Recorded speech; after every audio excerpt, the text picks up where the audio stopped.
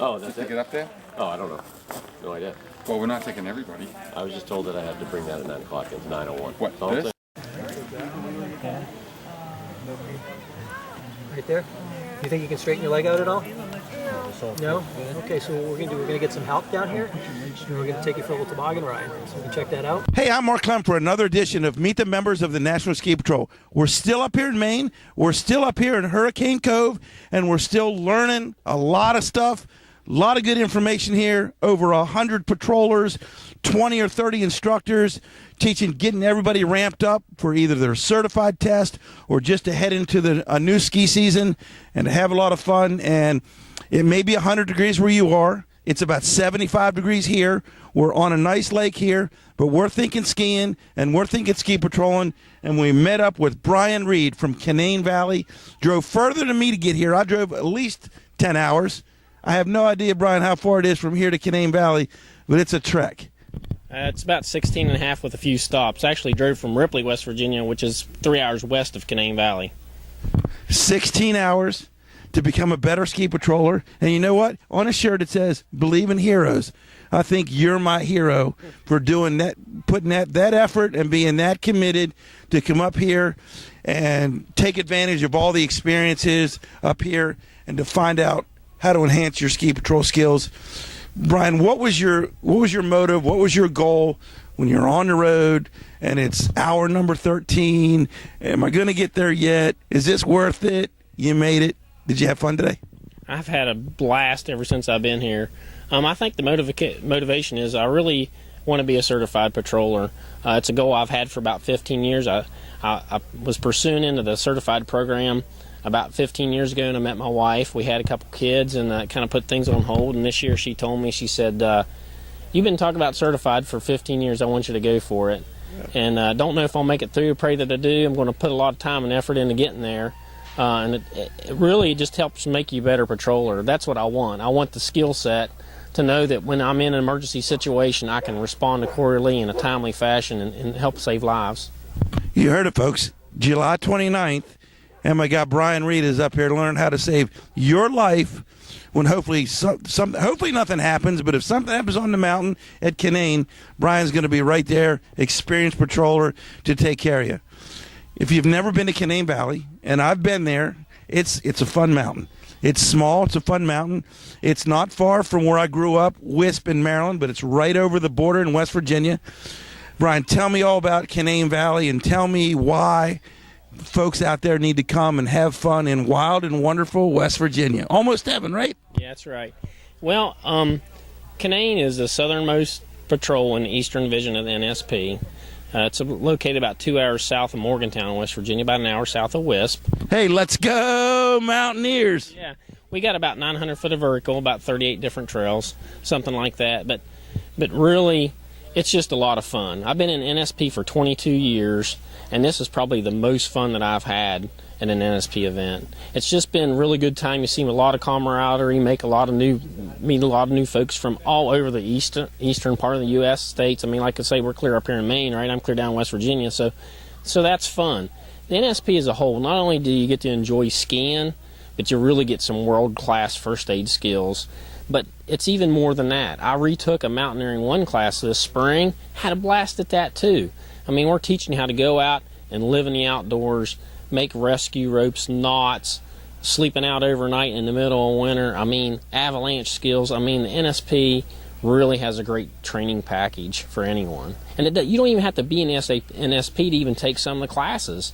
I mean, it's great. If you're wondering about getting in NSP, you can go take a mountaineering class, learn a little bit about that, and then to join NSP later. Some people are a little bit worried about their first aid skills. That doesn't matter. You can be an auxiliary patroller and work the aid room and just be an aid and helper.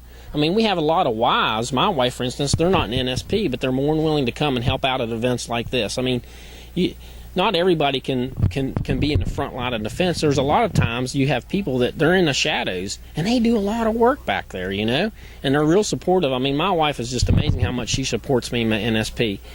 My career, I'm an engineer by trade, and so I'm an instrument and control system engineer, got an electrical engineering degree, but yet I'm a ski patroller on the weekends, and I enjoy doing it, and I love it.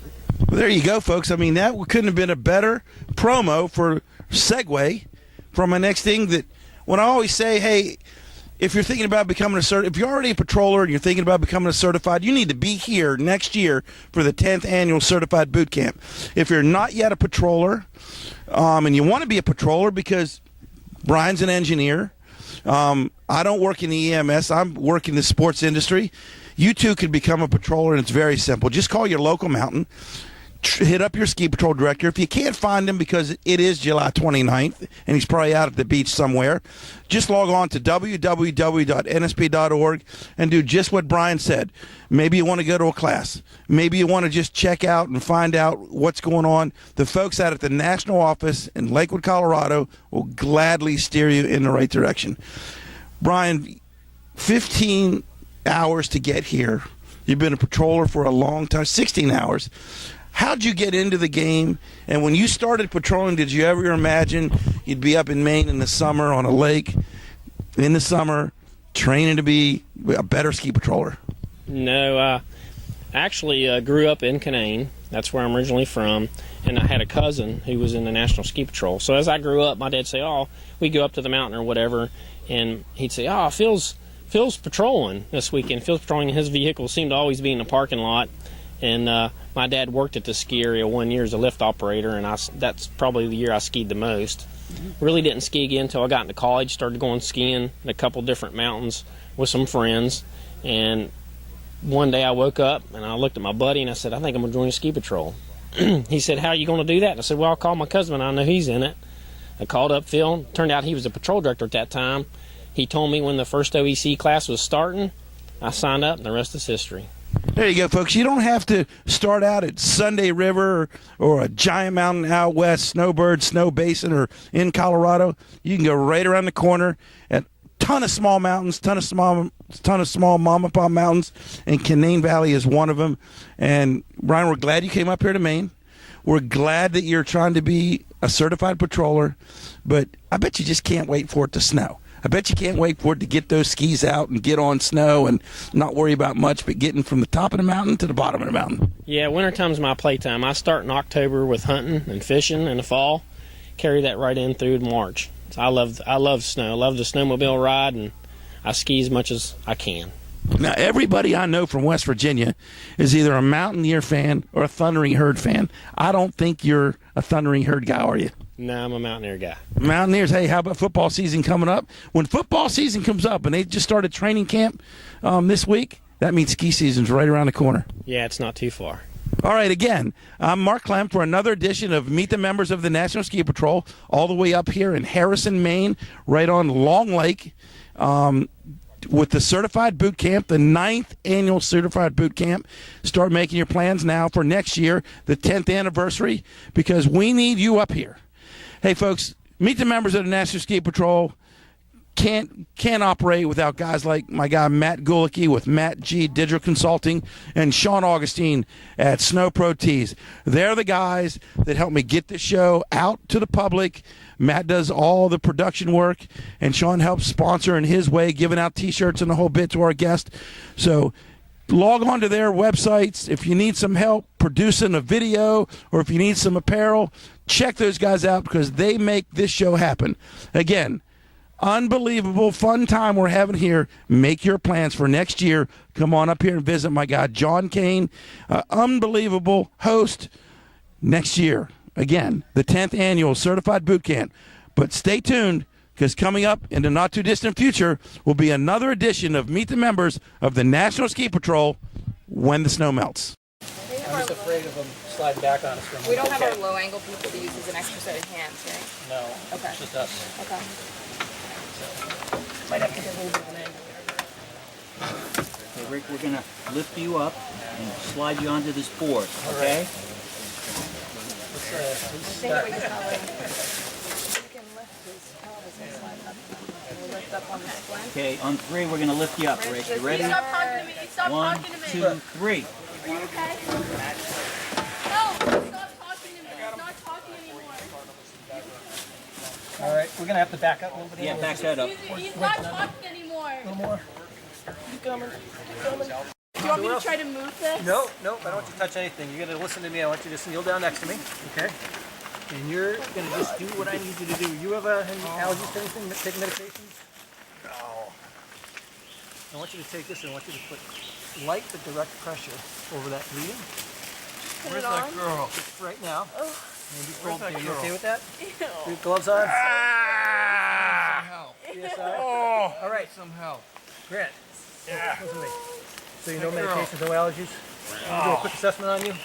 So I'm confirming that you have a pelvic injury, obviously. Again, I want you to stay in your current position. Right now, we're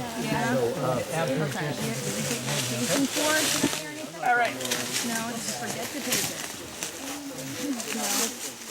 What's your full we name? have Rich. Do we have anybody else? Just the two of you? I think it's just the two of us. Okay. I'm going to apply oxygen. With anyone tonight? All right.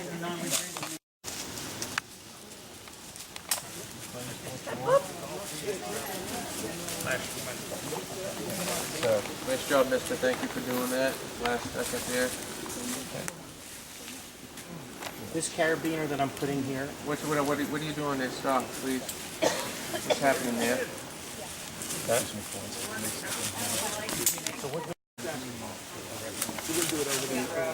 I got all right, I'll do the board if you have People that are locked in. Yeah. call team hall. You're gonna tell us when we have to stop? When those get locked to lock, we have to stop. Rick, how are we doing? Set, reset. When are you going to drop you, sir? We're trained professionals here.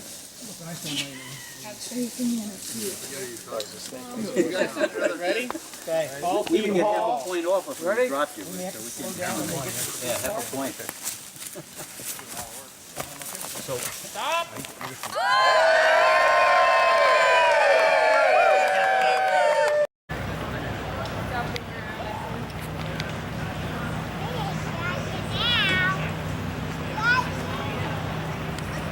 Now.